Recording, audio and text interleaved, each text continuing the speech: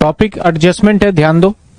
अब ना एडजस्टमेंट जैसे आपने 11th क्लास में एडजस्टमेंट किया, 12th क्लास में एडजस्टमेंट किया, तो वो एडजस्टमेंट नहीं है। कहीं सोचो दो जगह एंट्री करेंगे एडजस्टमेंट का, एक डेबिट में जाएगा एक क्रेडिट में जाएगा, एडमिशन ऑफ पार्टनर में किया अपने में, तो वो एडजस्टमेंट नहीं है।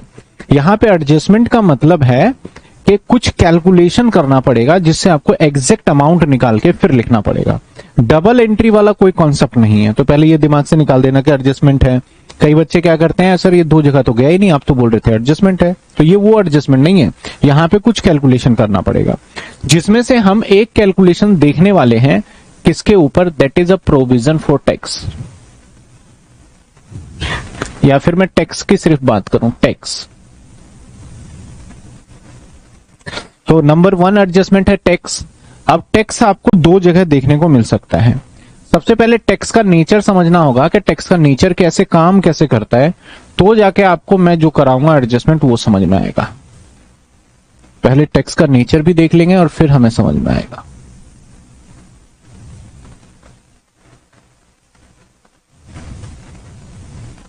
देखिए टैक्स का थोड़ा सा फंडा समझिए। जैसे मान लो ये साल है, ठीक है ना, जितने भी टैक्स होते हैं, तो ये हमारा साल शुरू कब होता है, 1 अप्रैल को। हमारा नॉर्मली अकाउंट्स का ईयर माना जाता है 1 अप्रैल मान लेते हैं 2025 में, और ये खत्म कब हो जाएगा हमारा, 31/3/2026 में। यही होगा कि अप्रैल में शुरू हुआ और 26 में हमारा खत्म हो जाएगा ये। इसके बाद इस बिटवीन में आपने जो भी पेमेंट किया है, पेड किया है, इस बिटवीन में जो भी आपने पेड किया है उसको आप माइनस कर देते हो।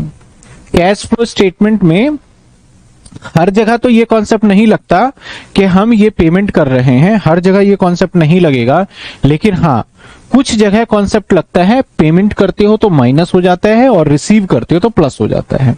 जैसे मशीनरी में, मशीनरी बेचते हैं तो इन्वेस्टिंग एक्टिविटी में प्लस होता है क्योंकि पैसे आते हैं, और मशीनरी खरीदते हैं तो पैसे जाता है, तो इन्वेस्टिंग एक्टिविटी में क्या हो जाता है, माइनस हो जाता है। तो हर जगह ऐसा नहीं बोलते, कई बार बोलते हैं इनफ्लो हुआ तो ऐड करो, आउटफ्लो हुआ तो माइनस कर दो। ये कॉन्सेप्ट ठीक है, लेकिन एवरीवेयर नहीं लगता। डेप्रिसिएशन में भाई कौन सा आउटफ्लो हो रहा है आपका या इनफ्लो, तब भी तो ऐड कर रहे हैं ना, तो हर जगह नहीं लगेगा। लेकिन मेजरली इसमें से एक टैक्स वाले कॉन्सेप्ट में ये वाला कॉन्सेप्ट लगता है टैक्स में। तो नॉर्मली मैंने क्या कहा कि इस साल जो ये ड्यूरेशन है पूरे साल, इसमें हम अगर कोई भी पेमेंट करते हैं टैक्स का, तो उसको हमें cash flow from operating activity में माइनस कर देना चाहिए। ये लॉजिक चलता है। लेकिन रूल के हिसाब से गवर्नमेंट क्या कहती है कि भाई इस साल जो भी पैसे कमाओगे तो तुम इस साल टैक्स भर ही नहीं सकते। क्यों नहीं भर सकते? क्योंकि इसके बाद अगले दिन से ही, जैसे ही मैं बोलूंगा 1/4/2026, तो ये फाइनेंशियल ईयर ही चेंज हो गया हमारा, और आपको हम समय देंगे आपके टैक्स की कैलकुलेशन करने के लिए थोड़ा सा टाइम। यानी नॉर्मली कंपनी, क्योंकि ये कंपनी बनाती है, साधारण व्यक्ति नहीं बनाता, तो 30 सितंबर दिया जाता है इनको। स्टैंडर्ड टाइम जो है वो दिया जाता है 30 सितंबर, और इंडिविजुअल के केस में दिया जाता है 31 जुलाई। कि अगर कोई कंपनी है तो अपने टैक्स को 30 सितंबर तक जमा करा दे, यानी हिसाब किताब बना के, और कोई इंडिविजुअल है तो वो 31 जुलाई तक जमा करा दे। कब? जैसे ही साल खत्म होगा, इसके बाद जो भी 30 सितंबर आएगा, इस डेट से पहले पहले जमा कराए। और ये जो साल हमारा नेक्स्ट फाइनेंशियल ईयर स्टार्ट हुआ, इन ड्यूरेशन में क्या करना है, उसको इन ड्यूरेशन में बैठ के इसको एक तो कैलकुलेशन करना है, अपने टैक्स का कैलकुलेशन करके, और उसके ऊपर सरकार को पेड कर देना है। तो सर किस इनकम की कैलकुलेशन कर रहा है ये? क्या यहां से लेके यहां तक की इनकम पे कैलकुलेशन कर रहा है या पिछले वाले इनकम की कैलकुलेशन कर रहा है? प्रीवियस ईयर वाले इनकम की कैलकुलेशन कर रहा है ये। तो अगर प्रीवियस ईयर वाली कैलकुलेशन कर रहा है तो टैक्स कौन सी इनकम पे दे रहा है? प्रीवियस ईयर वाले पे दे रहा है। तो अगर प्रीवियस वाली इनकम पे टैक्स दे रहा है तो ये टैक्स इस टाइम पे पेड ना हो के कब पेमेंट हो रहा है?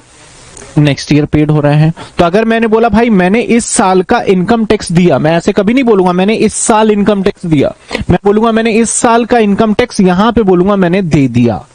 तो भैया पेमेंट तो नहीं हुआ, तो इसलिए ये हमारा ना प्रॉफिट एंड लॉस या फिर ऑपरेटिंग एक्टिविटी जो भी देखते हैं अभी, तो इस साल क्या होगा, ऐसे क्या हमारा इससे पिछला साल होगा नहीं क्या? कभी भी होगा पिछला साल। यानी पिछला साल कब होगा? 1/4/2024, और खत्म कब होगा? 2000। तो यहां की जो इनकम होगी उसके ऊपर टैक्स कब देंगे हम? यहां कैलकुलेट करेंगे कहीं जाके, और यहां पे टैक्स पेमेंट होगा तो भाई इस साल जो भी था हमारा करंट ईयर, इस करंट ईयर में टैक्स तो हमने पे किया है, सरकार को टैक्स तो पे किया है, लेकिन हमने इस साल की इनकम पे नहीं पे किया है। कौन से इनकम पे पे किया है? Previous year. और जो इस साल का पीएनएल बनता है, उस पीएनएल को हमने अपने स्टेटमेंट प्रॉफिट एंड लॉस बनाया था, तो सबसे पहले एक कॉन्सेप्ट आया था प्रॉफिट बिफोर टैक्स, ये आया था। उसमें से फिर माइनस करते हैं हम टैक्स, जो भी अमाउंट आया, फिर आता है हमारा प्रॉफिट आफ्टर टैक्स। और ये वाला जो हमारा प्रॉफिट आफ्टर टैक्स होता है, ये कहां पहुंच जाता है? हमारे बैलेंस शीट के अंदर पहुंच जाता है। और हम अपने ऑपरेटिंग एक्टिविटी बनाते टाइम पे कौन से वाला प्रॉफिट कंसीडर करते हैं? बैलेंस शीट वाला। उसके बाद कुछ उसमें एडजस्टमेंट मार के लगा के माइनस प्लस करके क्या बनाते हैं? बिफोर टैक्स वाला पॉइंट बनाते हैं। तो इसके अंदर क्या है, जो करंट ईयर का यहां पे जो आपको टैक्स दिख रहा है ना, वो पता है कौन सा टैक्स है? इस करंट ईयर का जो यहां कैलकुलेट किया है, वो वाला टैक्स है। तो करंट ईयर का टैक्स हम प्रॉफिट एंड लॉस में दिखा तो रहे हैं स्टेटमेंट में, लेकिन उसका पेमेंट नहीं हो रहा है। पेमेंट किसका हो रहा है? हमारा प्रीवियस ईयर वाले का हो रहा है। पहले ये समझ लो आप, यहां पे पेमेंट हो रहा है कौन से साल का हो रहा है? प्रीवियस ईयर का। और यहां वाला टैक्स हम प्रॉफिट एंड लॉस स्टेटमेंट जो है हमारा, उसके अंदर हम दिखा रहे हैं। तो कौन से वाला टैक्स दिखा रहे हैं? क्योंकि कैलकुलेशन यहां किया, पीएनएल यहां बना, तो इसी टैक्स को तो दिखाया होगा पीएनएल में, तो ये दिखाएं। तो हमारा जब भी कभी इनकम टैक्स की बात आता है, तो इनकम टैक्स में हमें 2 साल का डेटा देखने को मिलता है, एक करंट ईयर का और एक कौन सा मिलता है हमें? प्रीवियस ईयर का। तो जो हमारा माइनस में जाना चाहिए वो प्रीवियस ईयर का जाना चाहिए, और करंट ईयर का हमारा किस में जाना चाहिए? प्लस में जाना चाहिए। किस में जाना चाहिए? हमारा प्लस में। ये तो तब होता है जब 2 साल का डेटा देता है। मान लिया जाए आपको मैंने स्टेटमेंट प्रॉफिट एंड लॉस दिया, और यहां पे मैंने सिंपली एक दे दिया टैक्स 1000, करंट ईयर का मैंने टैक्स दे दिया 1000, तो भाई आपको तो प्रीवियस ईयर का टैक्स मिला ही नहीं मिला देखने को। तो ऐसे में अजम्पशन लिया जाता है कि इस साल का जो टैक्स है वही पिछले साल होगा, तो 1000 रुपए टैक्स पेड भी हम क्या करेंगे? मान लेंगे। तो यहां पे 3 कॉन्सेप्ट निकल के आते हैं। अब देखो कैसे। पहले तो ये प्रीवियस और करंट ईयर का समझ में अगर आपको आ गया है, तो यहां पे 3 तरीके से होता है। एक हो सकता है व्हेन प्रोविजन फॉर टैक्स, इसको प्रोविजन ज्यादा जानते हैं हम, provision for tax given for 2 year without adjustment.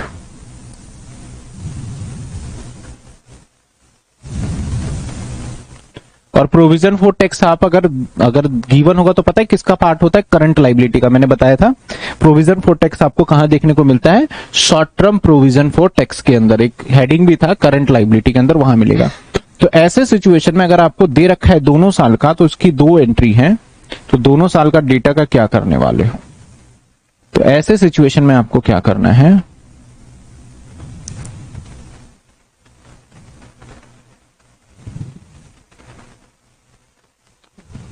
Add हो जाएगा, add in net profit, net profit in working note. Working note लिख रहा हूं, ठीक है ना? समझ रहे हो वर्किंग नोट कौन सा था? नेट प्रॉफिट के लिए वर्किंग नोट जो बनाते थे, याद है? एक्स्ट्रा ऑर्डिनरी आइटम वाला, अलग से एक वर्किंग नोट ही बोला था। वहां पे जाके कौन सा ऐड हो जाएगा हमारा? वर्किंग नोट में कौन से वाला डेटा ऐड होगा हमारा? करंट ईयर का। कौन सा? Add in net profit, add current year, add current year, current year tax in net profit in working capital. समझ जाओगे मैं क्या बोल रहा हूं, ठीक है ना? तो मैंने क्या बोला? ऐड कर देंगे। कहां पे ऐड करेंगे? कौन से वाला टैक्स? 2 टैक्स होगा। मैंने क्या बोला? जब आपको कौन से टैक्स 2 साल के दे रखे हैं, जैसे कि मान लेते हैं आपको 2025 और 2026 2 साल मिला। यहां पे मैंने पीएफटी लिख दिया 2000 रुपए और 3000। तो अब आपको चुनना है कि इसमें प्रीवियस ईयर का कौन सा है भाई? प्रीवियस ईयर का कौन सा है? 25 प्रीवियस है, तो उसको हम कहां करेंगे? जाके वर्किंग नोट में जाके ऐड कर देंगे। और दूसरी एंट्री कहां जाएगी? लेस कर देंगे, लेस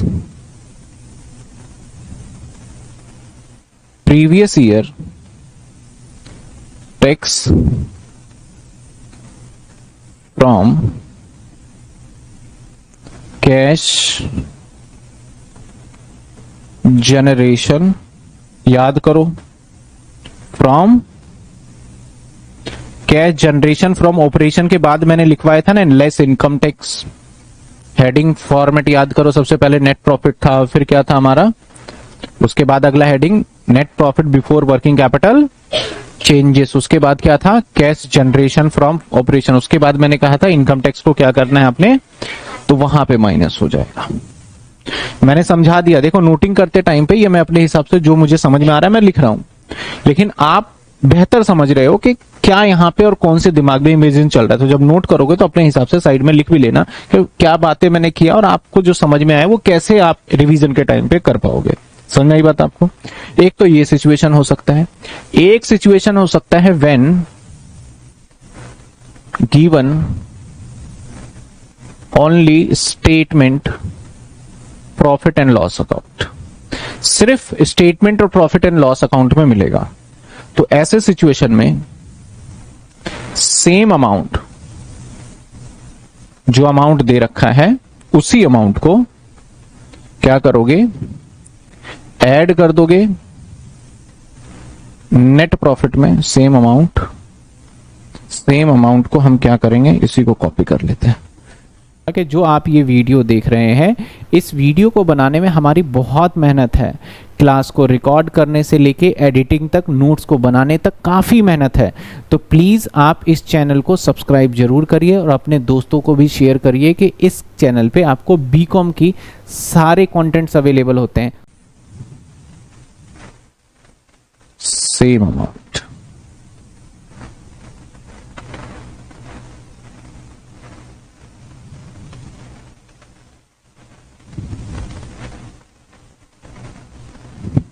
समझे बात? मैंने क्या दे दिया आपको, स्टेटमेंट प्रॉफिट एंड लॉस दे दिया, उसके अंदर आपको टैक्स मिल रहा है और कहीं है ही नहीं टैक्स की बात, तो हमें उसको एक बार ऐड करना पड़ेगा और एक बार माइनस। माइनस क्यों कर रहे हो सर? अजम्पशन लेते हैं कि पिछले साल भी यही टैक्स रहा होगा, इसलिए हम उसको क्या कर देंगे, सेम अमाउंट ऐड और सेम अमाउंट। जब 2 साल का डेटा देगा तो प्रीवियस ईयर और करंट ईयर के हिसाब से समझ में आ गया। और जब सिर्फ और सिर्फ कहां देगा, व्हेन गिवन इन ओनली, कहां पे, जब कहां गिवन हो, स्टेटमेंट प्रॉफिट एंड लॉस पे। समझ में आ रही बात आपको? इसके बाद when given in balance sheet and statement profit and loss account, जब 2 जगह दे दे, बैलेंस शीट में भी और स्टेटमेंट प्रॉफिट एंड लॉस में, तब आपको प्रिपेयर करना पड़ेगा अकाउंट, प्रिपेयर अकाउंट। ठीक है, प्रिपेयर क्या करना पड़ेगा, अकाउंट।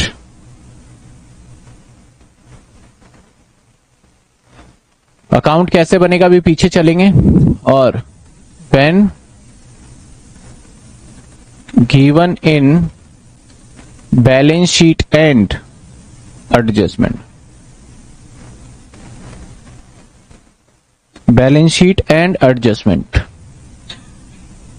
तो भी आपको सेम अकाउंट प्रिपेयर करना होगा। अब सर एडजस्टमेंट कैसे पता चलेगा हमें एडजस्टमेंट है? देखिए एडजस्टमेंट का मतलब क्या है, कैसे पता चलता है एडजस्टमेंट। आपको मान लो मैंने एक यहां पे अभी बुक के भी क्वेश्चन दिखा दूंगा किस तरीके से होगा आपका। सबसे देखो 2 ही एडजस्टमेंट है जो आपके 3 एडजस्टमेंट है आपके पेपर में आएगा। मैं कराऊंगा हालांकि 10-12 एडजस्टमेंट, लेकिन पेपर में 3 ही आएगा। एक ये, एक डेप्रीशिएशन वाला जिसको एक्यूमुलेटेड डेप्रीशिएशन या फिर प्रोविजन फॉर डेप्रीशिएशन भी कहते हैं, और एक डिविडेंड वाला। यही 3 एडजस्टमेंट से आपके कोई 2 एडजस्टमेंट उठ के आएंगे पेपर में। तो हम ये तीनों पहले आज हम क्या कर रहे हैं, प्रोविजन फॉर टैक्स, फिर ऐसे हम डेप्रीशिएशन का देख लेंगे, जितने भी मैक्सिमम पॉसिबल केस हो सकता है। ऐसा नहीं कि सर टैक्स बता दो, मैंने एक जगह बता दिया फिर दूसरी जगह क्वेश्चन पूछोगे सर यहाँ पे तो ऐसे है तो ऐसे कब करेंगे। तो जो मैं यहाँ पे बता रहा हूं ना, कैसा भी क्वेश्चन आ जाए इसके बाहर नहीं हो सकता टैक्स के ऊपर, टैक्स इसी में से आपको गिवन होगा। तो मान लो एडजस्टमेंट का मतलब क्या है समझो, जैसे 2 साल का आपको बैलेंस शीट दे दिया गया, आपको 2 साल का बैलेंस शीट दे दिया गया, लाइक 2025 और 2026। 26। यहां पे दे दिया शेयर कैपिटल, मान लेते हैं 50,000, 1,00,000। मैं एक अजम्पशन इस तरीके से डेटा दे दिया आपको, ठीक है ना। लास्ट में ये टोटल वोटल हो गया और नीचे पॉइंट नंबर 1 दे दिया प्रोविजन फॉर टैक्स।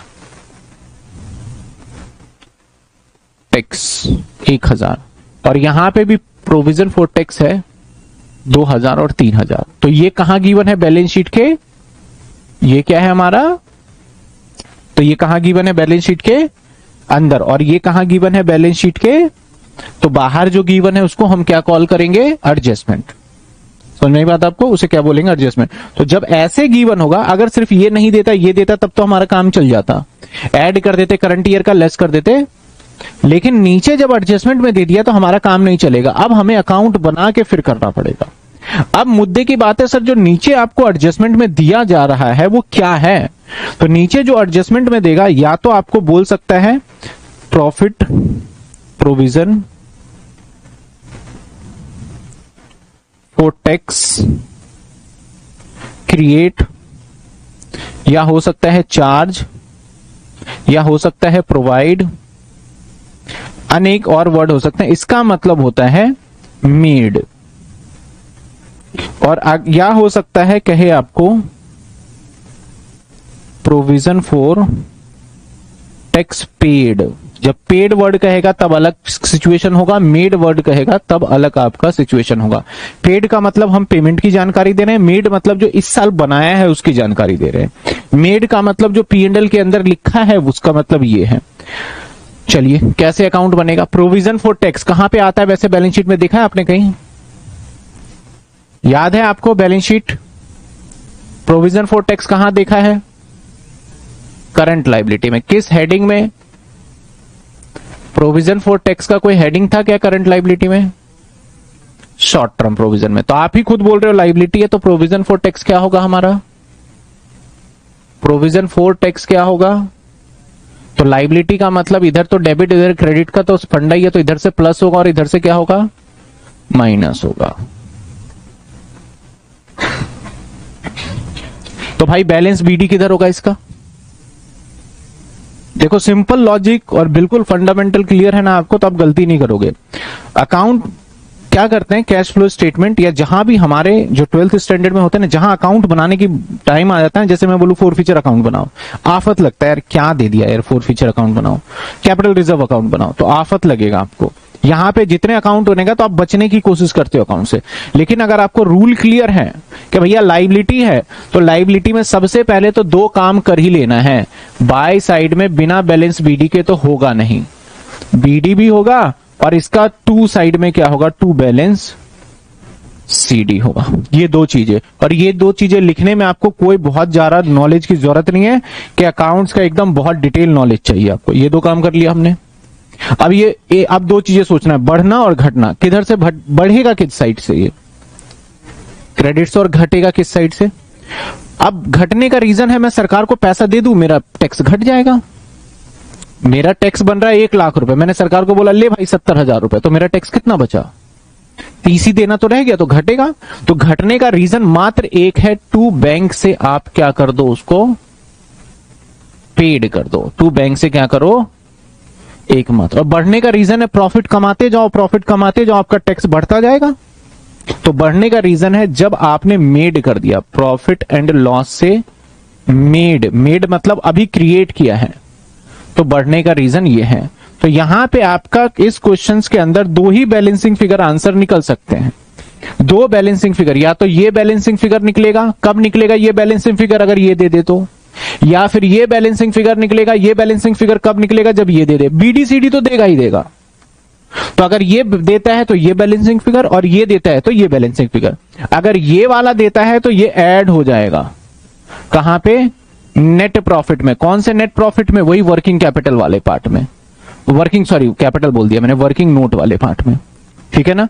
और ये वाला दे दिया तो माइनस हो जाएगा, कहां हो जाएगा, कैश जनरेशन